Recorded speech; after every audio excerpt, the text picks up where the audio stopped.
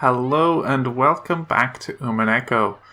When last we left off, several more murders had occurred, but we hadn't seen anyone discovering them yet.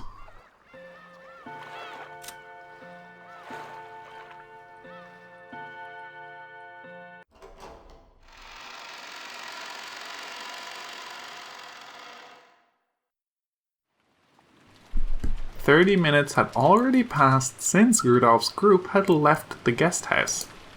By any measure, their return was too late. And Kraus and Natsuhi, who waited by the entrance, were reaching the limits of their patience. The chain was set on the door. That was a precaution in the event that Rudolph's group was attacked and the master key stolen from them. For that reason, they needed to wait by the entrance like this for the others to return. They really are too late. Don't you think something might have happened to them?" Indeed. Kraus glanced between his watch and the door, struggling to keep his composure. If something happened to prevent them returning. A terrible thought, but it seems we should ready ourselves for that possibility. So it really was too reckless after all. That is what I said! Why did they go outside when they knew it was this dangerous? How foolish! Why go outside, even though Rosa-san had just been attacked?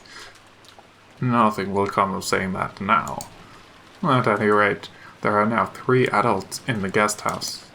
Me, you, and Eva, who's asleep with a high fever.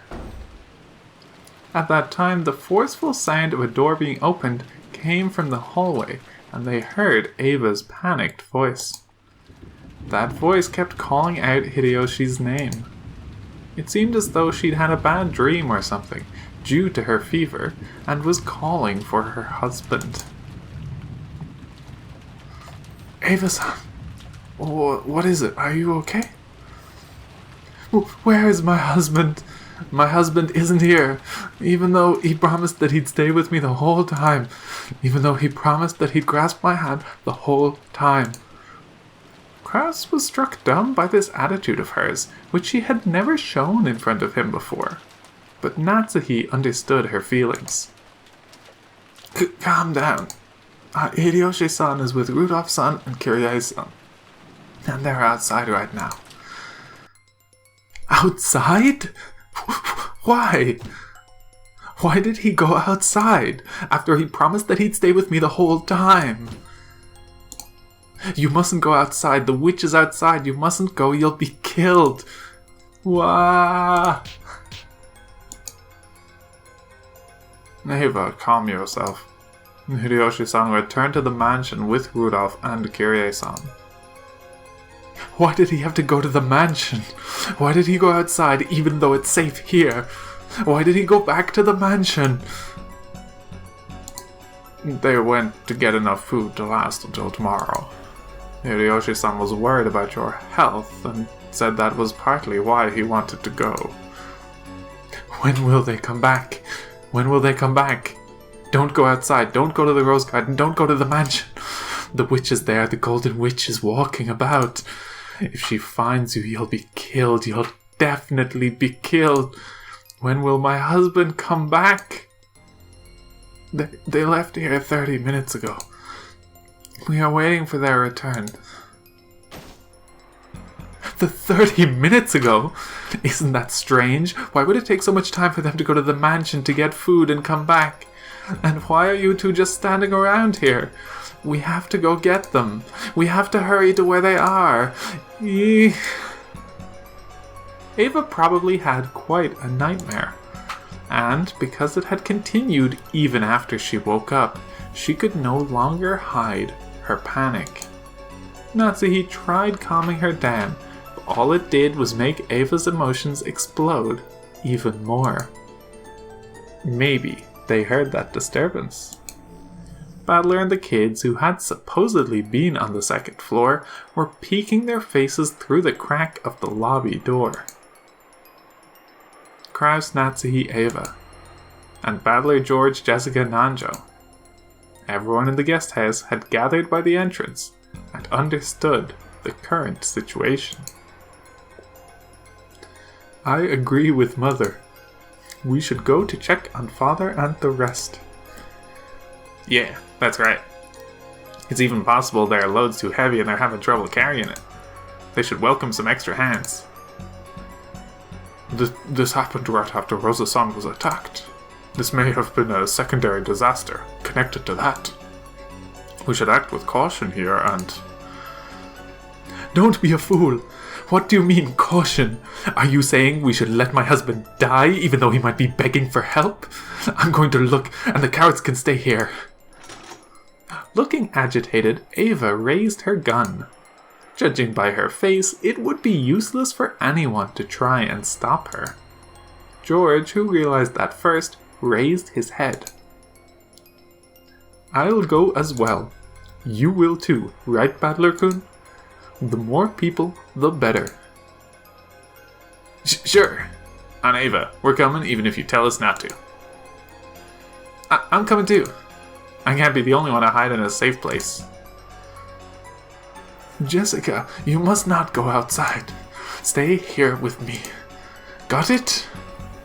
It was like they were implying that those three had already been killed anyway, so going outside would be pointless. Natsuhi realized that Ava felt like her heart had been gouged out, but she spoke strongly as Jessica's mother. You're right. That should be fine. Let's have Nissan's family keep an eye on the guest house. This is a problem for my family and Battler-kun's. And I wonder if Dr. Nanjo would mind coming too, just in case.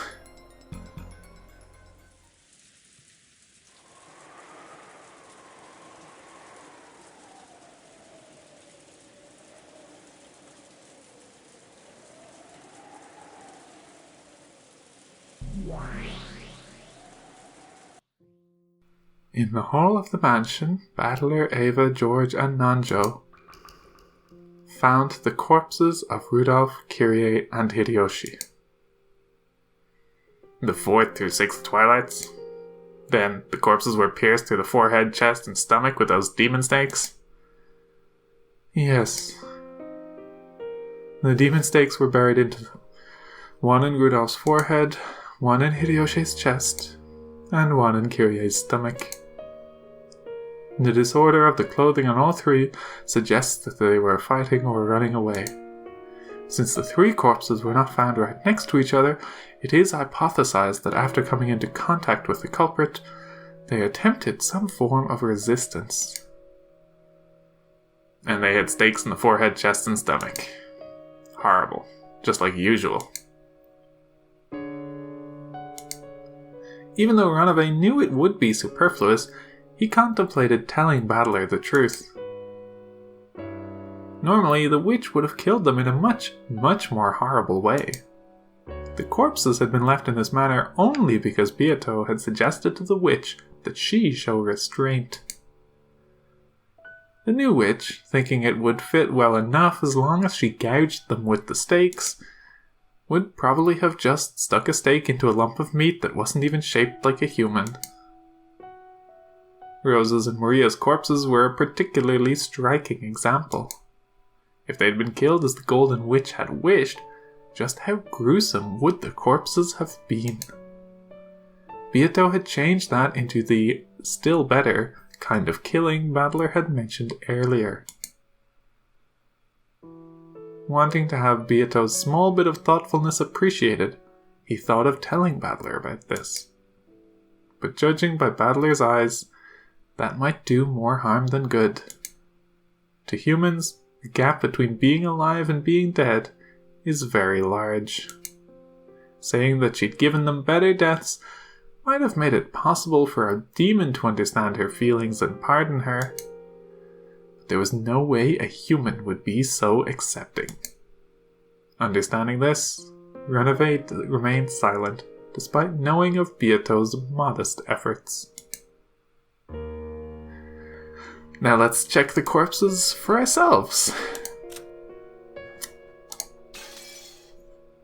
So So, we have Hideyoshi. Died in the hall of the mansion, his chest pierced by a stake-shaped weapon. That was careless of me. Didn't think you were still alive. Shuromir Rudolph? Apparently, they've got to be finished off with stakes from here on out. Gross. And Kyrie. The stomach isn't a particularly lethal spot. Isn't it an... Oop. Sorry. Oh, where'd I reset that? The stomach isn't a particularly lethal spot. Isn't it enough to just kill her in some other, easier way and stick a stake in her corpse? Just like usual, let's start by checking whether the corpses are dead. Runaway, please declare it in red. Hey, can't you hear me? Please declare it in red. Repeat it. Rudolph, Kyrie, and Hideyoshi are dead. My apologies. Allow me to decline from repeating that. The hell? What are you planning, all of a sudden? By now, proclaiming that the victims were dead in red was almost a given in this battle. Refusing to do that was almost like losing by default. So when Runaway refused as part of his first move, Battler was dumbfounded. My apologies. As of this moment, I relinquish my position as Milady's representative. Accordingly, I cannot repeat that in red. The only one qualified to repeat that is Milady.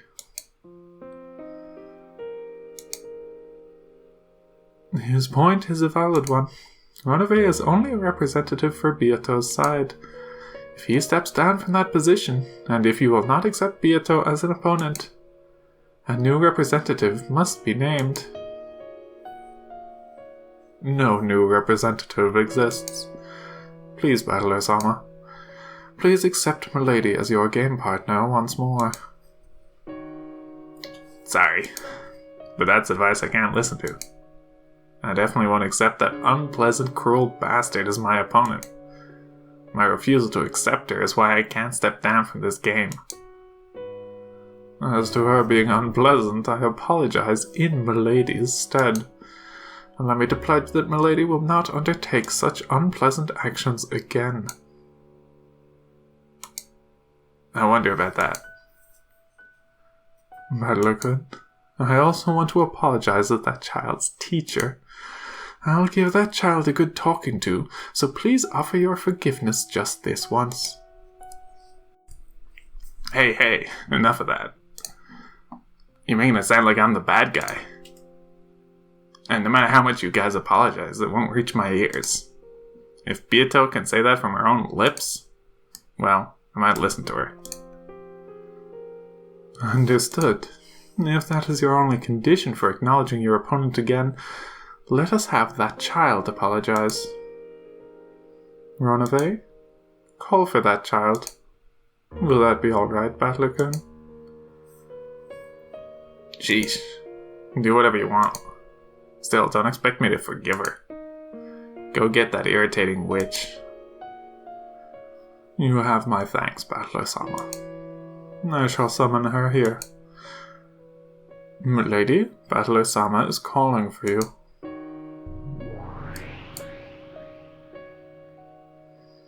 After a few heartbeats, gold butterflies gathered together in mid-air and created Beato's form. It was a much more docile appearance than the one she'd made before. Did you call, Runaway? I believe you heard. Is there something you have to say from your own lips?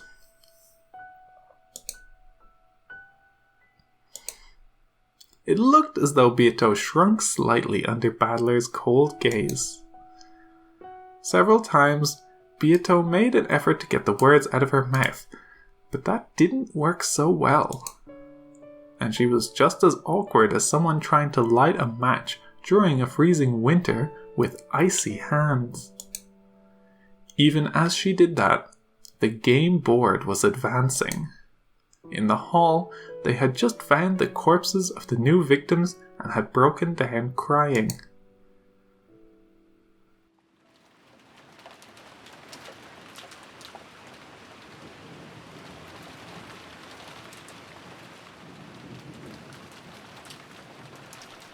Dad! Kirie-san! Oh! Ah! Dear, wah! Mother, hang in there. Even for me, it's so crushing, so sad. They probably died instantly. I'm sure that even if we had arrived immediately after that fell, it would have been too late. No, that's wrong. They were definitely alive. His chest was stabbed with something like this.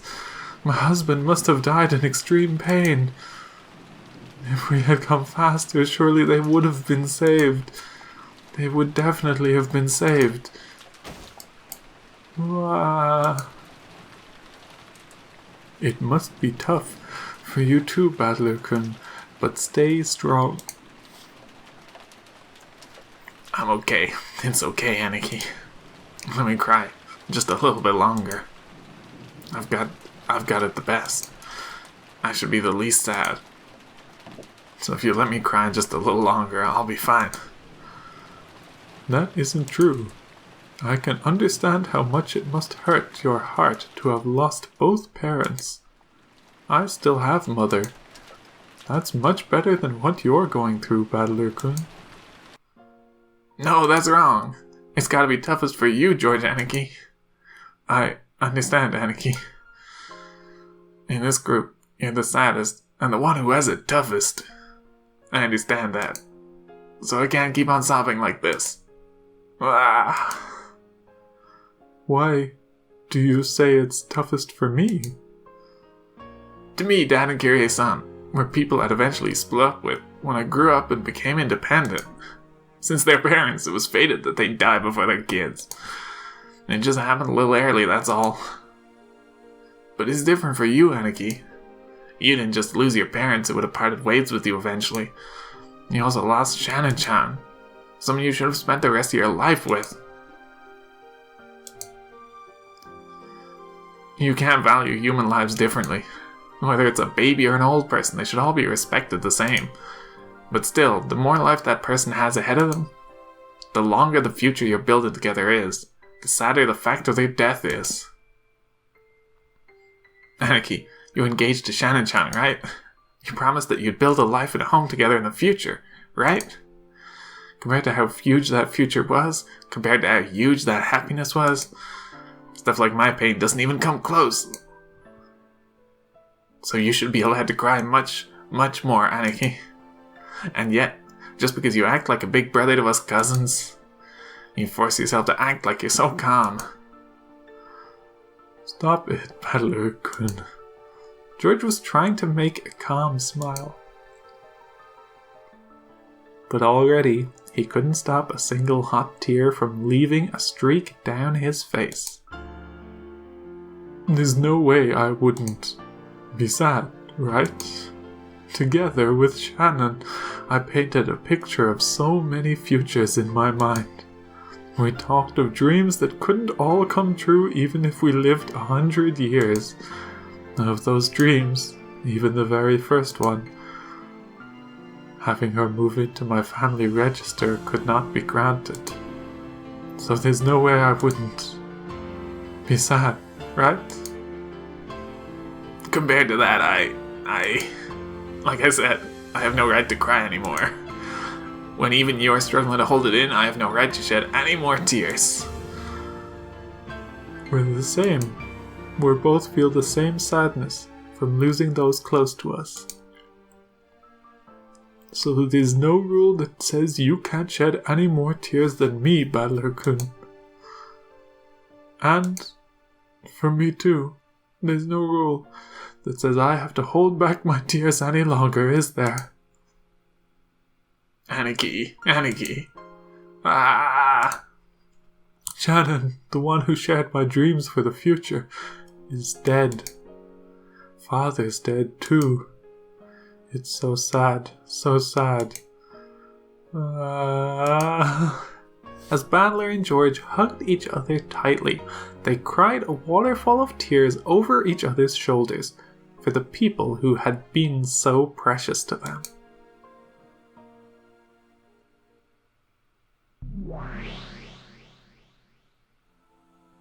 Do you understand why I said that George Anarchy has it the toughest? I was listening, so I understand. Your sadness was proportional to the length of the time that you would have been able to spend with that person afterwards. Of course, you can't calculate it just like that, though. We humans aren't like you witches. From the time we receive life to the moment we die, we live with that limited period, as strongly as we could manage. I can't forgive anyone who makes light of that. And I definitely can't forgive anyone who sneers at people and toys with them. A person like you, whose very concept of death is all screwed up, probably can't understand that. I'm not just mad because of the length of time they would have lived afterwards. It's sneering at the lives of people living with all they've got. That's what I can't forgive the most. George Anarchy lived his life by recklessly doing his best. He must have approached this day with a grim resolve to marry Shannon-chan no matter the challenges. That's completely different from me, since I was happy to just be able to meet my cousins after a long while. But still... Beato, for now stay silent and listen. Indeed. In a way, I understand your point. You say you need to continue murdering according to the epitaph for your own resurrection. So, considering your circumstances, I can just barely bring myself to understand your murders. Because to you, it's a necessary course of action.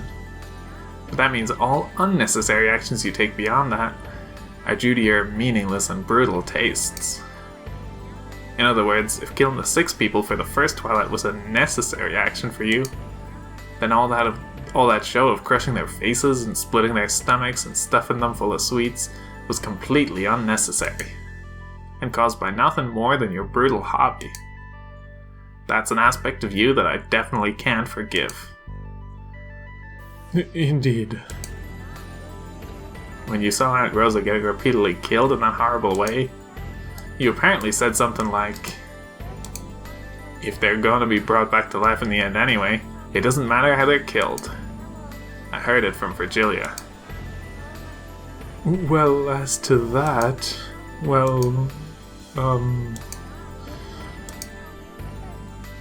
that idea that you can kill them as many times as you want, as long as you bring them back to life in the end, isn't that a completely unnecessary action, with no purpose other than to toy around with someone's life? If you're gonna kill, do it instantly. Don't toy with them. If you won't kill them, then don't bully them. You're taking advantage of the fact that you can do as you want with people's lives, and you've forgotten the sanctity of life. So I can't accept or acknowledge you. I definitely can't accept as my opponent a person who doesn't even know the value of a life, or the sadness felt when lives are lost. That is why the Endless Magic is known as a black art. The Endless Witch has no concept of limitations. She has no concept of the limitations and losses caused by breaking and killing. For that reason, Endless Witches sometimes start playing by jumping over the gap between life and death, like it's a game. That is a very, very frightening thing. So as an Endless Witch, and by my own choosing, I never reached your level. It was something Virgilia had been trying to tell Beato for a long time. But Beato had been too young to obediently listen to these words. She had been too wild. She had been possessed by that detestable pleasure. I have been told not to break vases, but that's why I wanted to break them. And then I gained the Endless Magic, When I knew that I could fix them back to normal no matter how badly I broke them, I was surprised at how fun it could be to break a vase. That is what's known as the forbidden honey. People are not captivated by what's inside, they are captivated by the sealed lock. It is truly regrettable. I want to ask you, Virgilia, why does this thing called the Endless Magic exist? For what purpose does it actually exist in this world? It is not limited to the Endless Magic. All magic exists to bring happiness to the human world. After everything that has happened, it may be difficult for you to believe, Battler-kun. But in order to bring blessings to the human world, we witches are supposed to become bridges between humans and non-humans. And that is why we train so hard.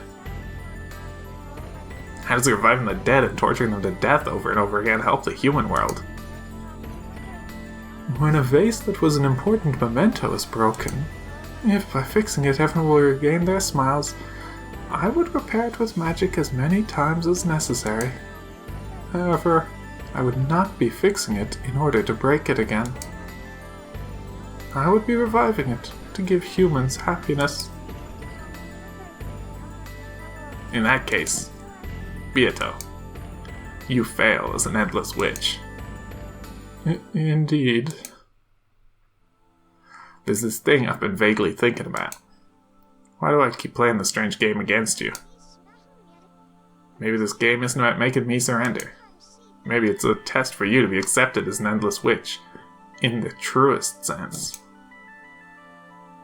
I don't know about that.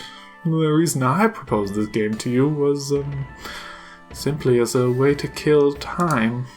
There were no ulterior motives at work. Just now I heard the definition of a witch from Virgilia. By that definition, you, Beato, are not even a witch.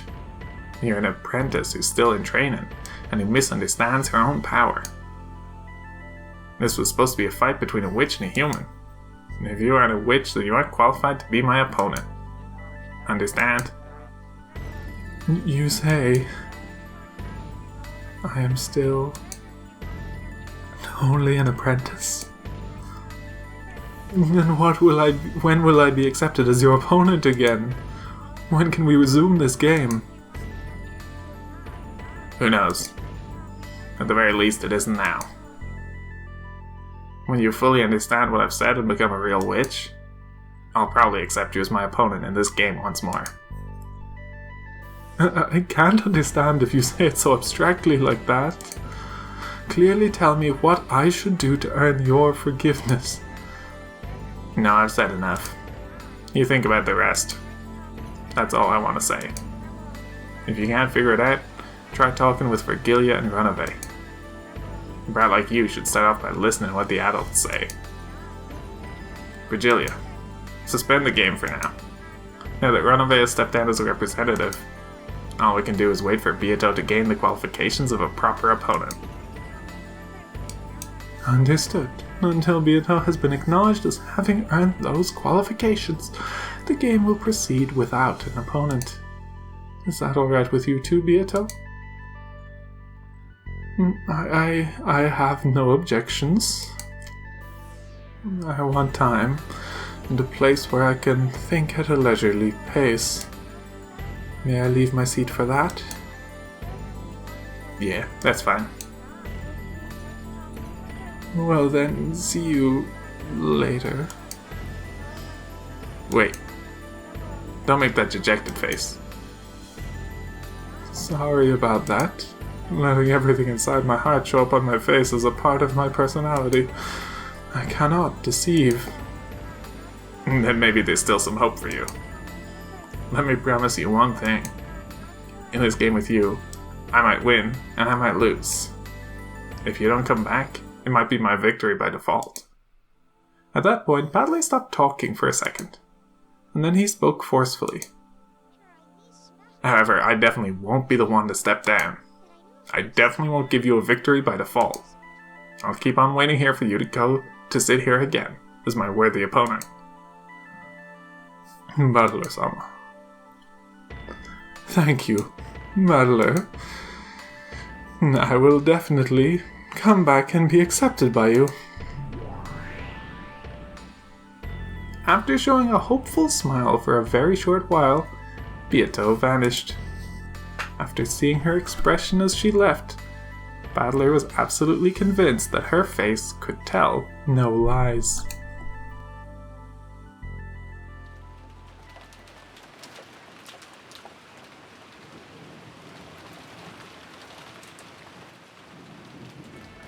The 7 survivors returned to the guest house once again. By now it was clear that those who went outside would not return alive.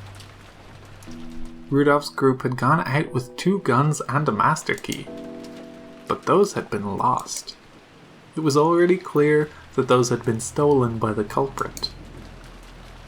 Because the shutters were closed on the windows, they couldn't be opened even if the culprit had a master key.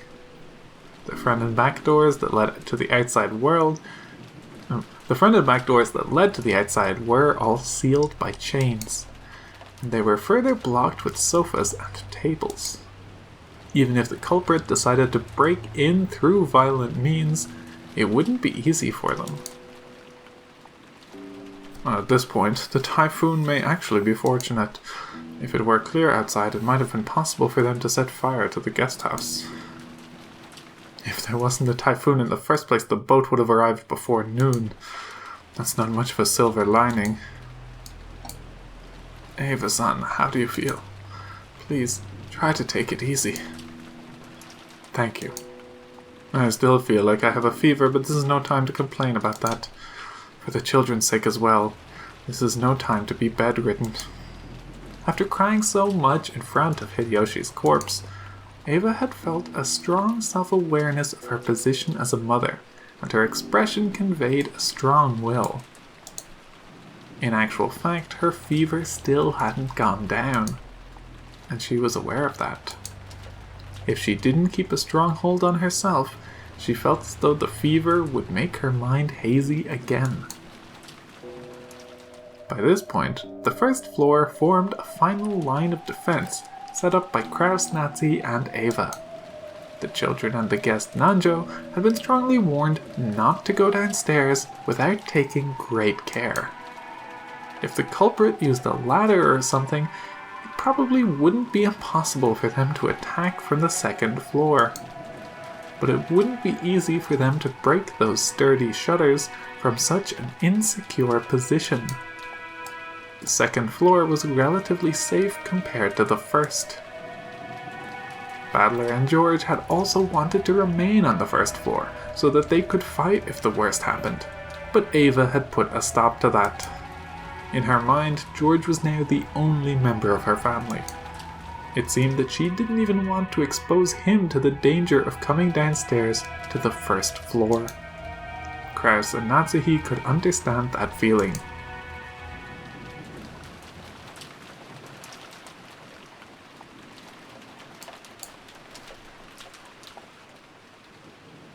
Also, a great deal of time had passed since the siege began.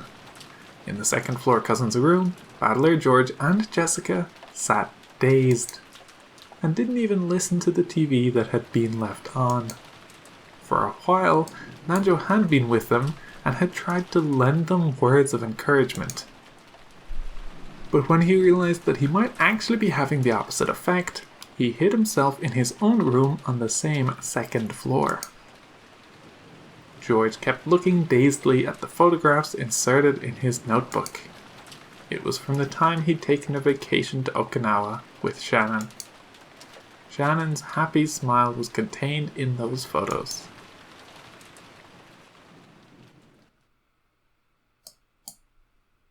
George could remember the temperature and the humidity, the warmth and the strength of the wind, and even what he had been talking about with her at the time those photos had been taken, as clearly as though it had been yesterday. So to George, they weren't simply photos, but a door to bring back warm memories. In this room, even though the sound of the typhoon and the TV should have entered George's hearing, It was the scenery of Okinawa he had seen with her, and her laughing voice that reached his eyes and ears. George had strived to be reborn after meeting Shannon. He had sworn to separate himself from the timid person he had once been, easily caught up in the atmosphere, unable to refuse a request, and easily used by those around him. He had resolved himself to become a strong man who could make her life more joyous. Therefore, if he hadn't met Shannon, the man called Ashuramiya George would probably have lived a very different life. And the George of that different life surely wouldn't have been as excellent a man as he is now.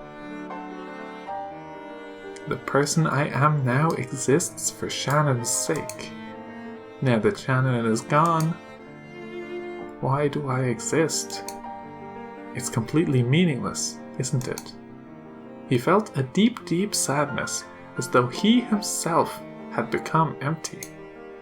That feeling must have been tormenting him this whole time.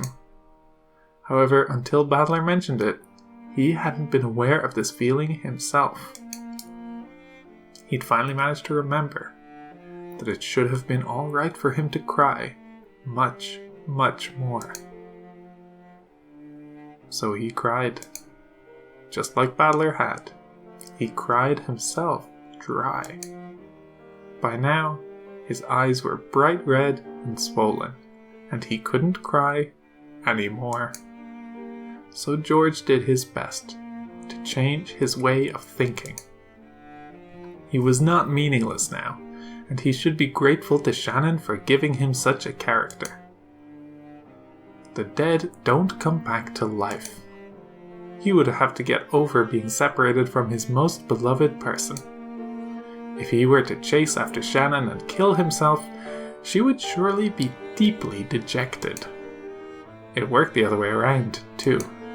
If he had died and Shannon had chased after him, throwing away her own life, he wouldn't have been able to forgive himself.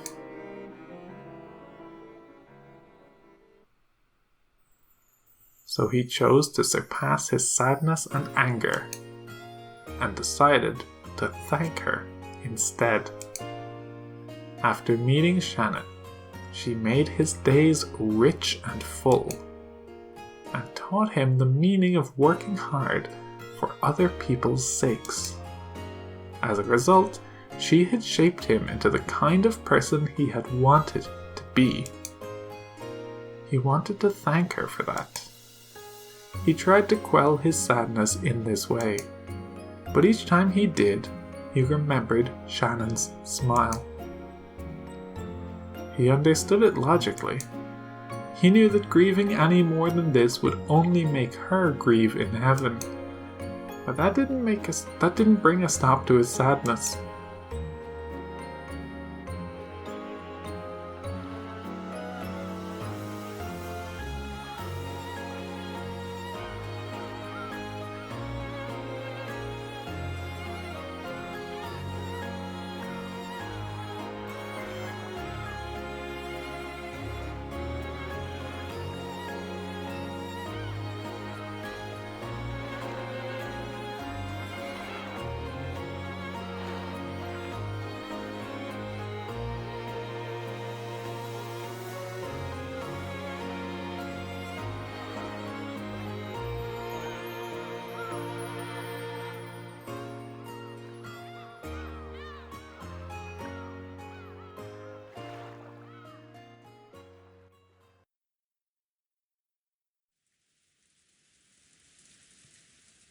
Why is it that when people die, it's so sad like this?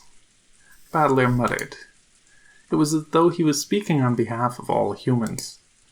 His question probably hadn't been directed at anyone, but Jessica answered. It's always sad when you'd say goodbye. When the person's old or there's some time, when you know beforehand that it's coming sooner or later, that sadness gets spread out over a long period of time. When misfortune comes suddenly, it's sad, because you don't even get that time. I see. So if they get sick or something and end up bedridden in a hospital, you might be able to ready yourself for it bit by bit. But when it happens suddenly and someday, you don't get that luxury. Sadness that's usually spread out over several years closes in on you all at once. It's pretty tough. Sometimes it makes you feel sadness so deep, it can leave scars for life. Scars for life, huh?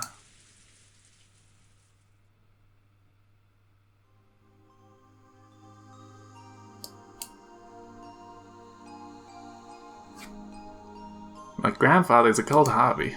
People say that's what caused it. That Beatrice, his mistress, died a long time ago, and that's why, and he was so sad that he couldn't pull himself together. Some people whisper that this is why he started sacrificing the rest of his life to occult research, in order to revive the dead. If that's true, grandfather succeeded in that miracle in his last moments. The culprit is the revived Beatrice, and grandfather was reunited with her at the moment he was killed. Pretty ironic that he revived her, and then got killed by her. Even so, grandfather probably managed to meet her. He gambled half of his life, and even though it was only for a short time, he was reunited with the woman he wished to see once again. And then he got totally roasted though. Feels like that result doesn't quite add up to the cost of researching for half his life. That's not true. Even if it was only for an instant, grandfather must have been happy to be reunited with the woman he loved. And that would be true, even if his crime of going against divine providence was punished by God, and his body was burnt and sent down to hell. Even if that reunion only lasted a very short time, right? George Nisan. I wouldn't care if I met with the wrath of God and had my body burned. Even if it was just for a short amount of time, if I could revive Shannon again, I would sacrifice the rest of my life to the same research as grandfather. I want to talk with Shannon again, even if it's only for 5 minutes. Even 1 minute would be fine. In exchange, I wouldn't mind sacrificing the rest of my life. Anarchy. When Battler and Jessica realized that their pointless discussion was causing George pain, they could do nothing more than shut their mouths. George directed his thoughts to Kinzo's life. He sacrificed half his life to research that no one understood. And on the last day of his life, he revived the person he loved most. And probably succeeded in his reunion in his final moments. George didn't know how much time they'd had together. He didn't know if they'd been given an hour or just 5 minutes. However, that moment must have been enough to reward him for all those months of research. Even though he spent dozens of years trying to achieve it, that small amount of time was probably more than worth it to him. Until today, I never believed in the occult or magic or anything. Somewhere in my heart, I even made fun of grandfather's research, thinking of it as nothing more than a pastime. However, I won't make fun of it anymore. No, on the contrary, I'll believe strongly that it's real. If the power of belief can create miracles, I'll probably throw away all of my studies up until today, spending the rest of my life from today onwards studying magic. Give me the power of magic, and give me a miracle that'll let me see Shannon again. Ha ha ha. Sorry, you two. What am I talking about? If you could revive the dead with magic, people would probably be researching it everywhere around the world. But things like that don't exist in reality. No one researches it. That's because They know the dead can't be revived with magic. Sorry for saying something so weird. It's my fault that the atmosphere here has gotten so strange. Sorry for making you tiptoe around me, even though this is tough for us all. Even if I did it to divert attention from my sadness, maybe I did say something strange. If I keep talking about stuff that's so weird, I'm sure it won't do anything good for their sadness. But that doesn't mean I can bear this silence.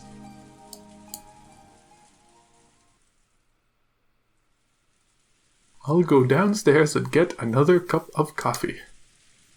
Mom's very particular about how she likes hers. Does anyone else want a refill? Pelican and Jessica-chan lightly shook their heads. Without pressing them any further, I took my mug and left the room. The shutters were all closed in the hallway, so the corridor was very dim. I tried visiting Dr. Nanjo's room and asking if he wanted more coffee, but he said he didn't need any either. It seems my mother's orthodox method of making coffee isn't universally appreciated. One time I made some for Shannon, but she told me that while it was delicious, it was a little strong. Shannon. That's no good. Even though I left the room to change my mood, that image of Shannon's face filling my head hasn't faded in the slightest. I keep seeing those fun days with her, more and more vividly. And it's saddening that I never even got a chance to see her dead face. According to our parents, she was apparently killed with something like a gun or a spear. I'm sure they were just trying to console me, but they had said her dead face had been very beautiful and peaceful. I wonder if she had the engagement ring I gave her last night on her finger. If she accepted my engagement, she should have had it on the ring finger of her left hand. Last night we were both on the edge of losing it and not calm at all. Shannon accepted my engagement pretty courageously, but she might have regretted that as a rash action once she cooled her head. She might have taken the ring off. I wonder if she has the ring on now. I want to be sure of at least that much. I want to know how she felt at the very end. But even if I do confirm that, it doesn't mean she'll come back. I wonder what will happen to her body. After the autopsy, it will probably be immediately cremated. Then I'll never be able to see her face, even her dead face, for all eternity.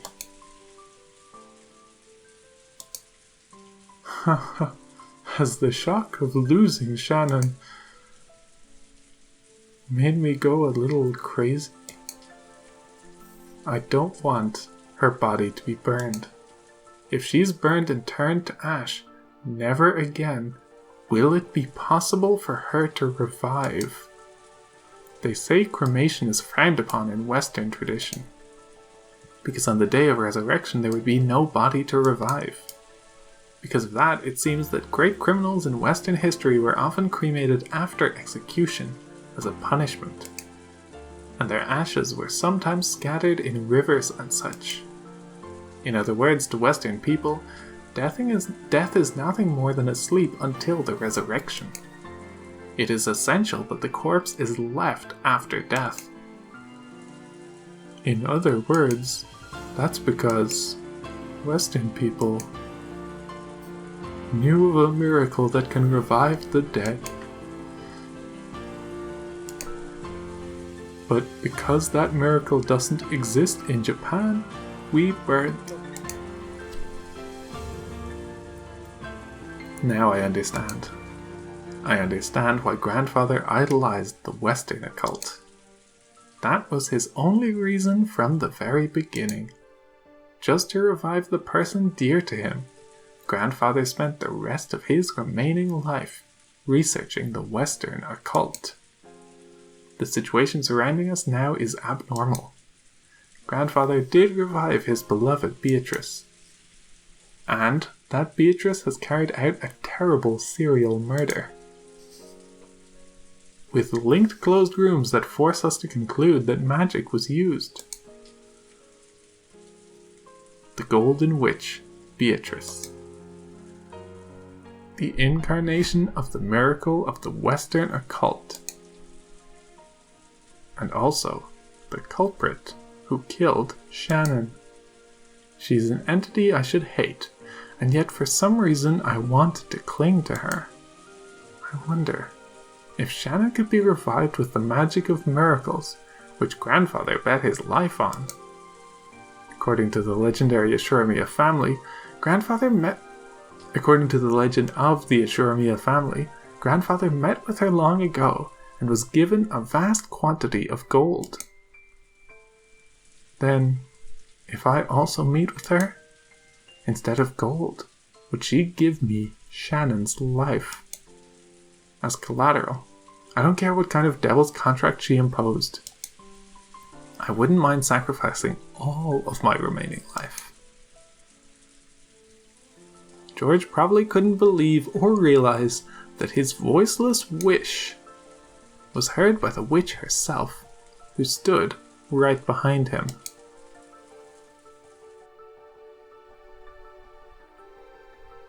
Beatrice had been listening to the entire discussion between the children just now in the cousin's room. Battler had told her that she didn't know the value of a human's life, and wanting to understand that in her own way, she had stealthily visited, listening in on their discussion. That is your wish, you say? If I could grant that, would I be accepted as a witch? Beato looked at the palms of both her hands. She had handed over most of her once surging magical power when the new witch succeeded the name of the Endless Witch. Of course, her current power still made her worthy of being called a witch, but it could not begin to compare to her previous strength. Even without the endless magic, I am a great witch, whose name has been thundered for 1,000 years. Reviving the dead will be no trouble at all. Inside her head, she thought about several magical steps she could take to revive the dead. Even magic that should have been easy in the past would be difficult with her current power. She thought of something, then clicked her tongue, then did so again, over and over. In the end, she finally thought of a single spell. But that was a spell that she couldn't use by herself. It was a spell that witches with weak power used, one that relied upon the aid of others. In the past, Beato had looked down upon that type of magic. Therefore, she frantically tried to search for any conceivable alternative. But in the end, she couldn't think of one, and slumped over in self-derision. Then, careful not to surprise him, she softly called out. Softly, to George's heart.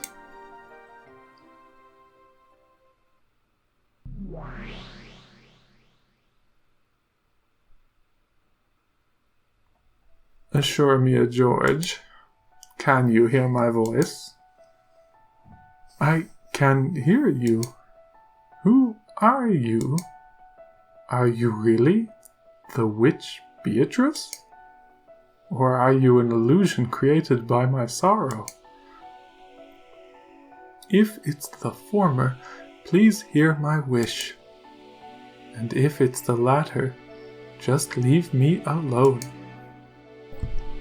Their conversation in a mental world was a lot like having one in a dream. When you dream, haven't you ever had the experience of casually accepting something that would have been absurd in the real world? The conversation in this world was like that. So even though a witch appeared and started talking to George, he was not surprised. Indeed, I am the Golden Witch Beatrice. Normally, you and I would not be able to talk together in this manner. However, you are strongly conscious of me and wish to have a discussion.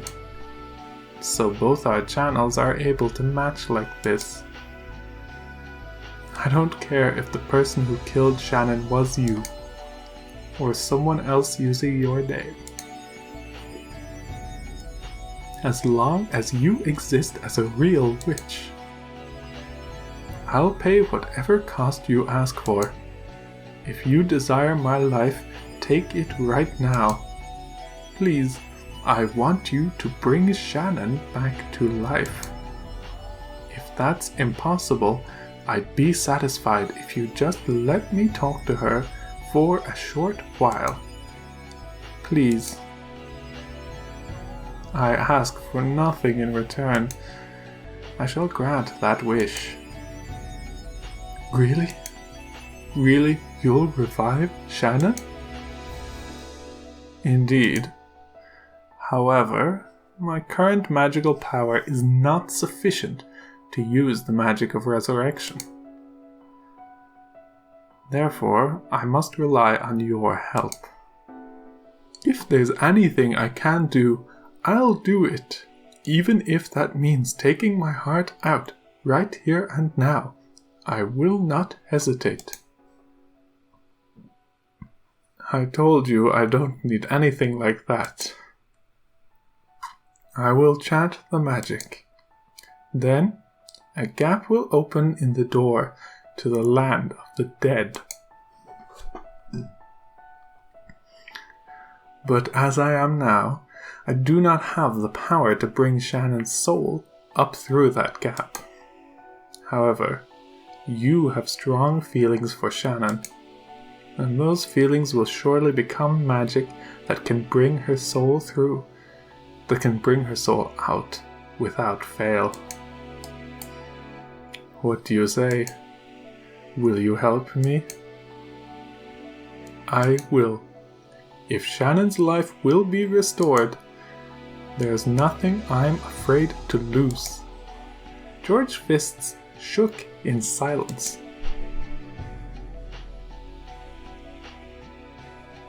Then he slowly came to his senses. He had been absent-mindedly standing near the window in the hall that whole time, his mug still in his hand.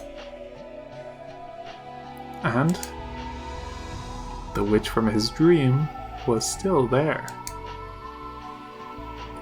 What the? It isn't a dream. Be quiet. I am very fragile now.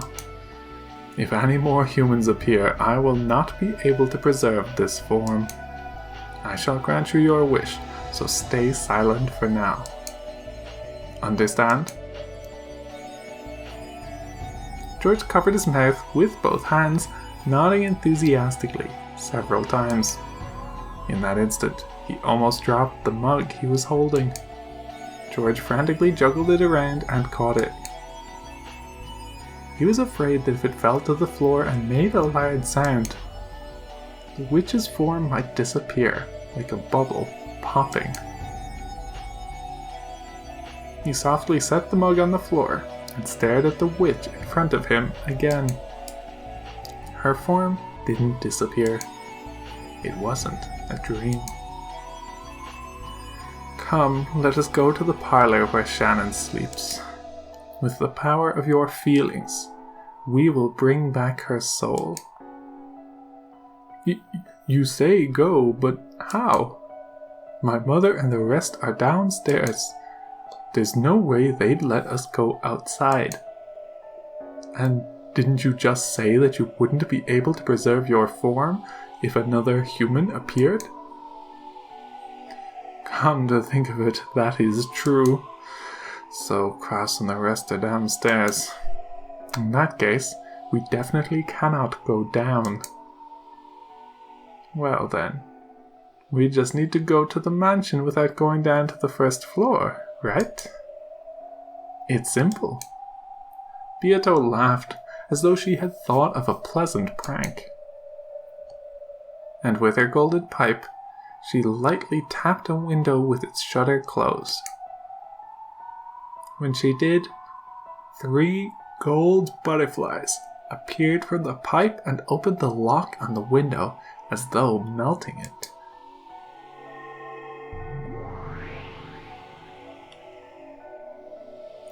Then the window opened without a sound. The shutter beyond it was exactly the same. The clasp unset itself, also without making a sound, and it quietly opened.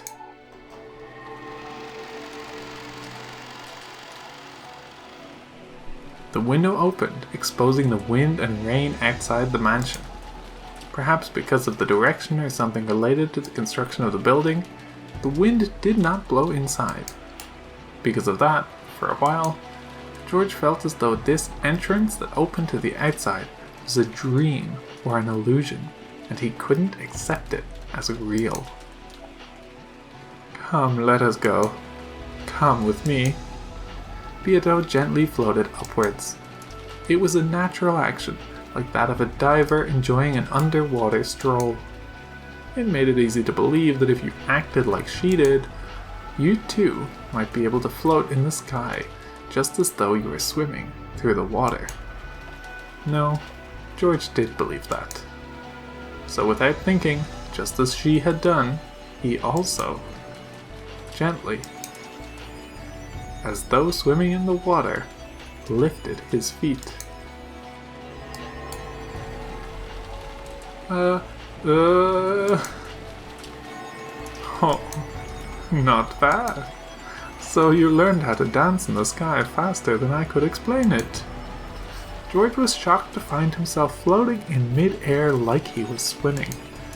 Of course, Beato was also shocked that George, who shouldn't have been able to use magic, had figured out how to do that just by instinct. To be able to fly in the air, to swim in the air, you mustn't be bound by reason. Accept it as a natural thing.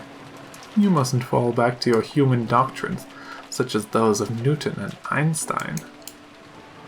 Especially when flying high in the sky. Inexperienced witches sometimes plummet to the earth. I accept things for what they appear to be. I accept things for what they appear to be. George repeated those words over and over. He must not deny magic, no matter what. Denying that would be like throwing away what might be his first and last chance to revive Shannon. However, compared to Beato, who was elegantly drifting like smoke, George's movements clearly resembled someone underwater. Therefore, if he didn't act like he was kicking his feet in water every once in a while, he'd be caught by the force of gravity bit by bit. I must say, you're doing better than when I first danced through the sky. Here we go. Come with me. When Beato beckoned to George, she gently flew into the stormy sky. It was just like a scene from a fairy tale. The scene unfolding before George's eyes felt entirely like an extension of his dream.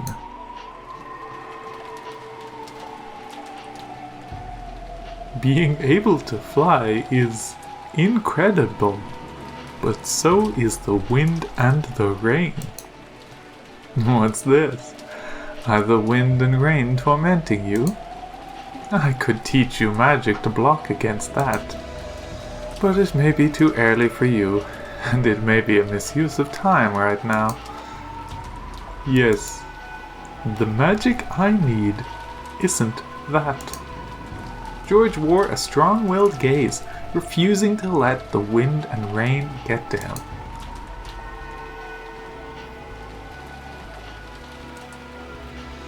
The mansion is coming into sight. Hold out just a little longer. If you fall now, you'll hit the bushes in the rose garden. The undulating rose garden was spread beneath the witch and George's gazes. This illusion-like scene no longer surprised George. Only the gradually appearing mansion was reflected in his eyes.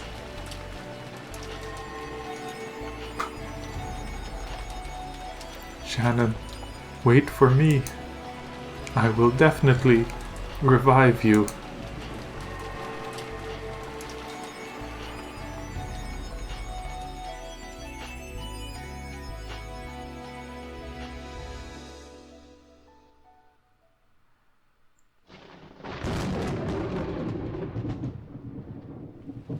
At that time, the cruel new witch could be seen staring at the guest house from a different location. Now, all that's left of the 7th and 8th Twilights, and just 2 more and my obligation to that old hag predecessor is finished. I'll kill Kraus and Nazi.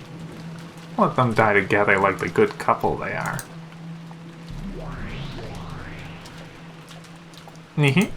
Where's the target? Yeah?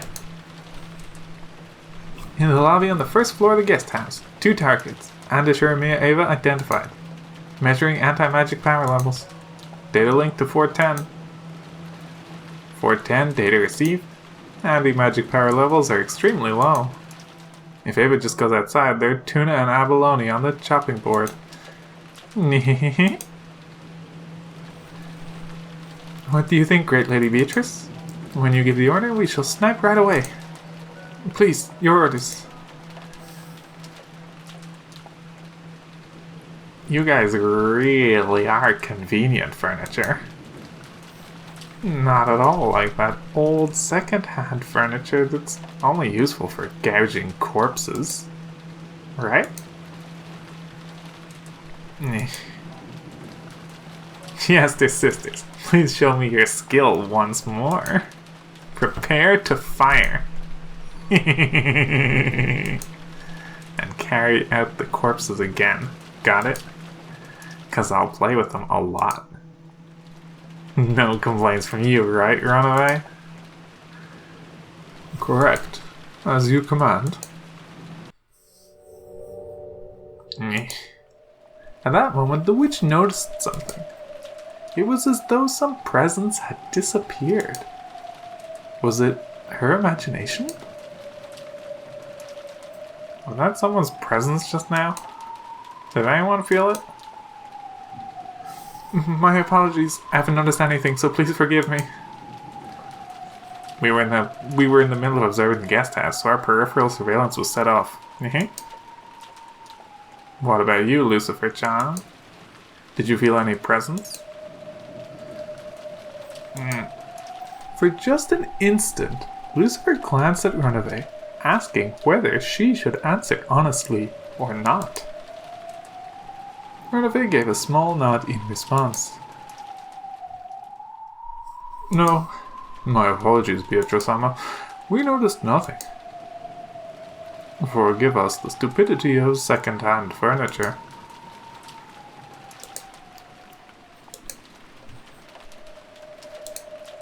I see.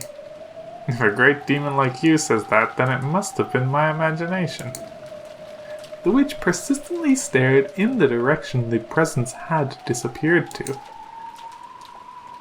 That was where the rose garden lay, and beyond that she could see the mansion's dark silhouette created by lightning. It took quite some time before she pushed her unsatisfied feelings aside, and once again faced the guest house.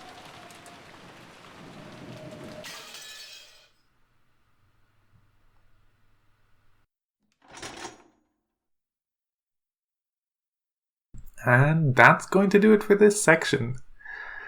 We're rapidly approaching the ending, it seems. Yet again, I cannot fully remember the pacing of these things. But it seems like some new murders will be happening very soon. But until then, see you next time.